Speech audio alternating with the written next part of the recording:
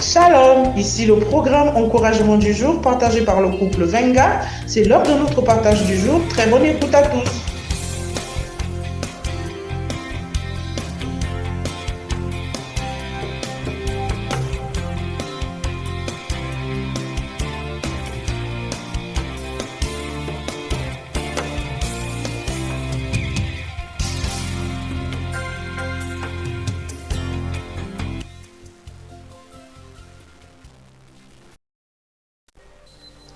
Excellences, mesdames et messieurs, je voudrais saisir cette opportunité avec autant de force pour vous souhaiter mes salutations au nom de Jésus-Christ et vous souhaiter parfaitement la bienvenue sur cette plateforme qui marque assurément l'épanouissement, l'édification et le perfectionnement du corps de Christ dont chacun d'entre nous, en quelque lieu que ce soit, est historiquement représentatif.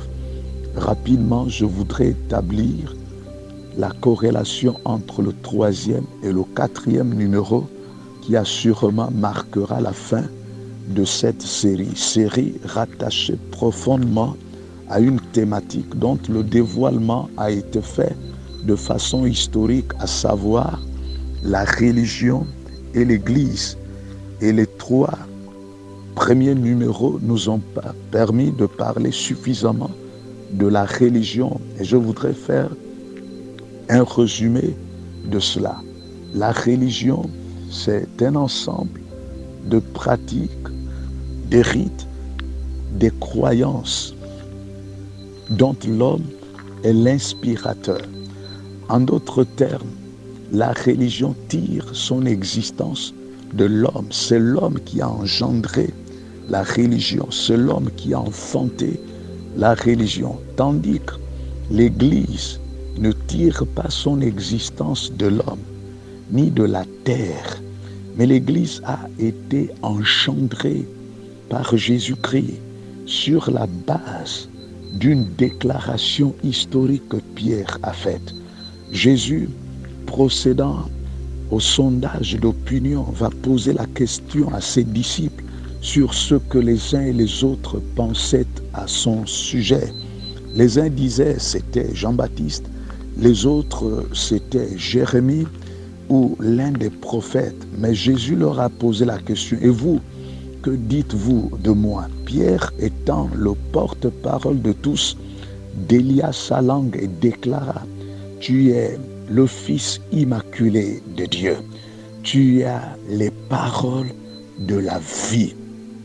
Et Jésus de reprendre en disant, Pierre, tu es Pierre, sur cette pierre, je bâtirai mon église. En d'autres termes, sur la base de cette révélation ô combien historique qui est l'exclusivité de mon Père, je bâtirai mon église.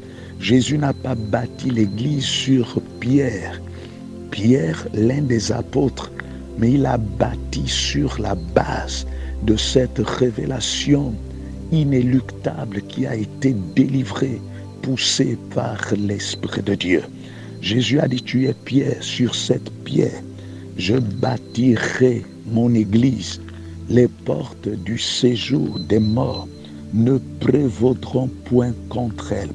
Autrement dit, là où toutes les décisions de l'enfer se prennent, aucune décision, aucun arrêté, aucune loi ne pourrait prévaloir sur l'Église.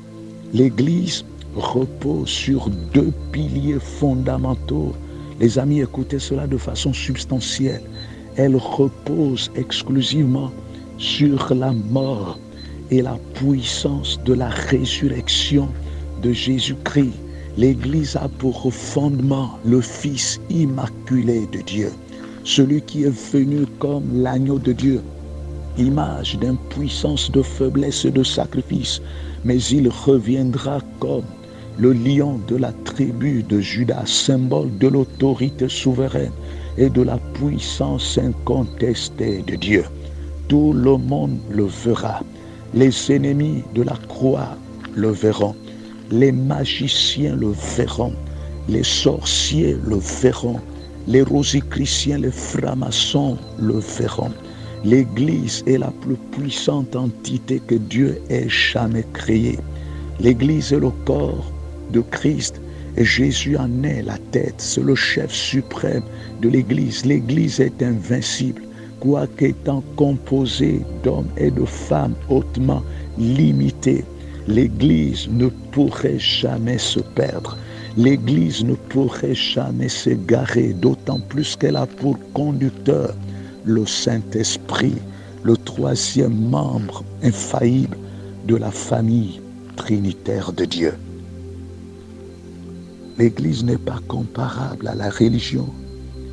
L'Église est plus qu'une religion. L'Église tire son existence du christianisme. Or, le christianisme est une personne. Ce n'est pas une religion. Mais la question fondamentale est celle de savoir qui finalement fait partie de l'Église de Jésus-Christ, dont il est question. Il ne s'agit pas d'être dans un espace cultuel. Il ne s'agit pas non plus de s'attacher à une religion. Il ne s'agit pas d'être membre d'une église. Il s'agit plutôt de recevoir Jésus-Christ. L'apôtre Jean nous dit de façon claire, mais à tous ceux qui l'ont reçu, à ceux qui croient en son nom, Jésus-Christ leur a donné le pouvoir de devenir. En d'autres termes, si le contact de façon personnelle n'est pas établi avec Jésus-Christ en guise de réception, nous ne pourrions malheureusement pas devenir.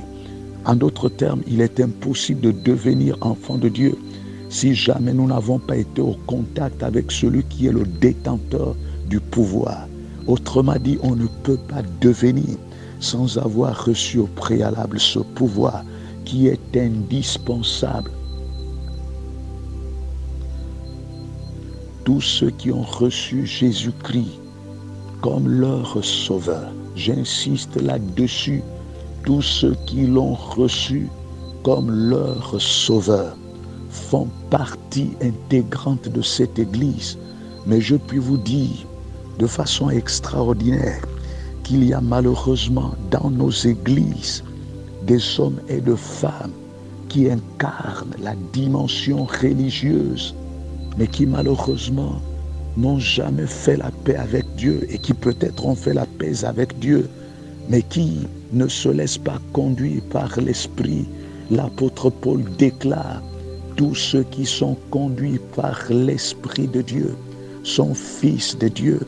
Les amis, malheureusement, ce ne sont pas tous ceux qui constituent une église locale ou l'église universelle qui sont conduits par l'Esprit de Dieu. La Bible dit de façon claire que tous ceux qui sont conduits par l'Esprit de Dieu sont fils de Dieu. Et cette église que Jésus-Christ viendra enlever sera forcément constituée d'hommes et de femmes qui se laisseraient enrôler, qui se seraient laissés enrôler, allez, je dis, par la puissance du Saint-Esprit, des hommes et de femmes hautement sensibles à la voix de Dieu. Jésus-Christ revient bientôt. Il ne viendra pas prendre ceux qui sont assis dans un espace cultuel, qui sont attachés aux dogmes, aux pratiques, mais ils viendront plutôt prendre ceux qui ont fait de la parole de Dieu leur leitmotiv. N'oublions pas que Jésus a dit que ce ne sont pas tous ceux qui m'appellent Seigneur, Seigneur, qui entreront dans le royaume des cieux, mais plutôt celui qui fait la volonté de mon Père qui est dans les cieux. Donc Jésus individualise, il personnalise, les amis. L'heure est grave. L'Église, c'est celle qui a fait de la parole de Dieu la mesure absolument sûre. L'Église est diamétralement opposée à la religion. Jésus s'était attaqué fortement aux pharisiens, aux sadducéens, qui avaient écarté de la façon la plus extraordinaire les commandements de Dieu au détriment de leur tradition, leur façon de voir les choses. Assurément, le Saint-Esprit nous aidera. Je me sers des termes d'une faiblesse historique. Le Saint-Esprit se servira de cette faiblesse humaine pour garantir le déploiement de sa puissance. L'Église, c'est le corps de Christ. L'Église, c'est la maison de Dieu. L'Église, c'est l'épouse de Jésus. Il viendra prendre une Église sans tache, ni ride, ni rien de semblable. Il viendra prendre l'Église qui a fait du fruit de l'Esprit sa préoccupation majeure. Je voudrais établir le lien qu'il y a une différence entre les dons et le fruit de l'Esprit. Je voudrais aller plus loin. Le fruit de l'Esprit est beaucoup plus important que les dons de l'Esprit. Les dons, c'est l'exclusivité de Dieu. En d'autres termes, c'est Dieu qui nous donne les dons. Mais quant au fruit de l'Esprit, cela relève aussi de nos efforts.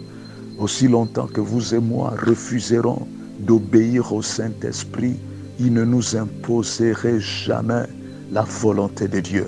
Mais plutôt il respectera notre libre arbitre, notre volonté personnelle. L'Église, c'est ce puissant instrument dont Dieu se sert pour révéler au monde sa sagesse infiniment variée. Si le monde n'a pas encore disparu, c'est parce que l'Église est sur la terre. Elle est la lumière du monde. L'Église, c'est le sel de la terre. Elle a le pouvoir de repousser les vagues de la compromission à quelque niveau que ce soit. L'Église est composée de vrais enfants de Dieu qui ont compris l'indispensabilité de se consacrer à la consécration, de vivre une vie de pureté. Jésus a dit, heureux ceux dont le cœur est pur, car ils verront Dieu. L'Église, je ne sais comment la décrire. L'Église, c'est l'instrument puissant sur lequel Dieu compte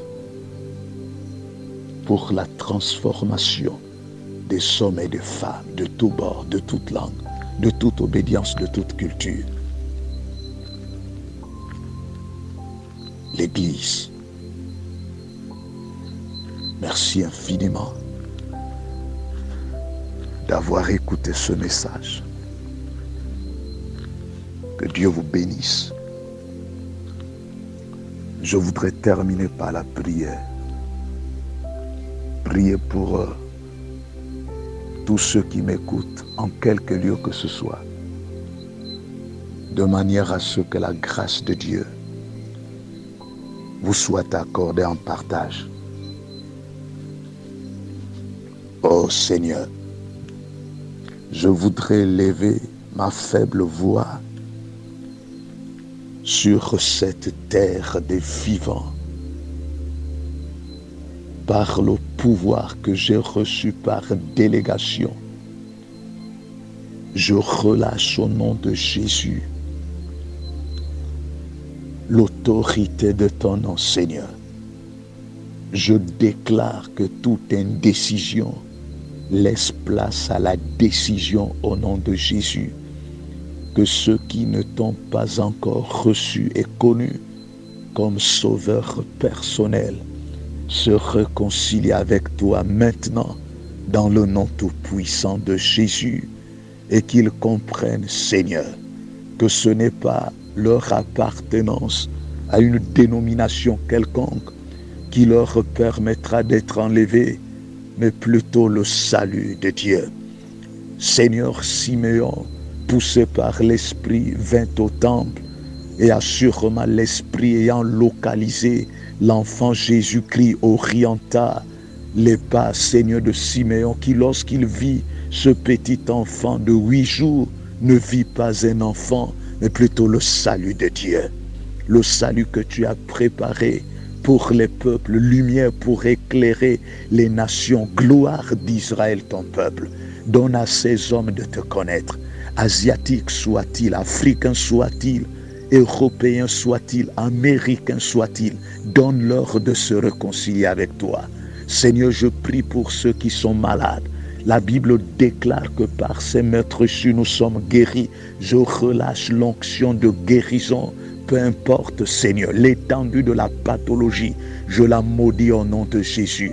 Ta parole a le pouvoir de guérir même les pathologies les plus incurables.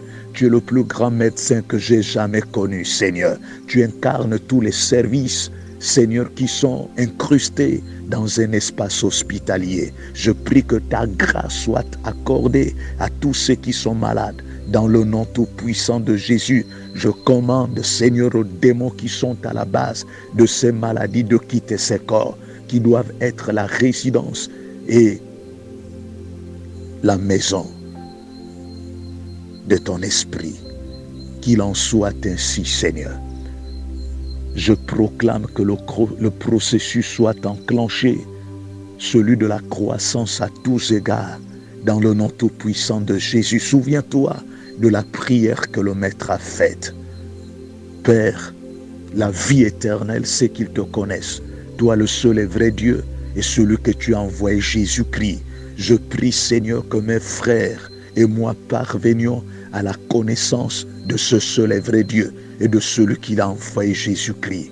Seigneur, que tu élargisses l'espace de notre tente sur le plan scolaire, sur le plan professionnel, sur le plan conjugal, sur le plan familial, sur le plan relationnel, dans le nom tout-puissant de Jésus, qu'aucun des domaines de nos vies ne soit laissé pour compte. Seigneur, je prie que ta grâce repose sur nous, que nous y entrions dans notre saison, dans le nom tout-puissant de Jésus. Seigneur, comme Isaac, Seigneur, qui connut le premier échec lorsqu'il creusa à nouveau, Seigneur, et renouvela le puits, Seigneur, que son père Abraham avait creusé.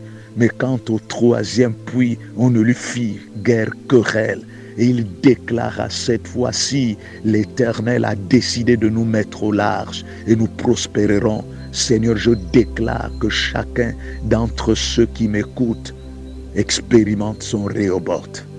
L'Éternel a mis au large et il prospérera. Qu'il en soit ainsi. Je maudis toutes les malédictions. Je déclare, Seigneur, qu'ils doutent de leurs doutes. Dans le nom tout-puissant de Jésus, que la foi qui sauve soit leur apanage. Merci, Seigneur. Que cette plateforme subsiste et survive, Seigneur, à l'impétuosité du vent. À toi la gloire et le règne. Je te demande tout cela au nom de Jésus-Christ. Amen. Merci d'avoir porté votre attention. N'oubliez pas de partager. Que Dieu vous bénisse.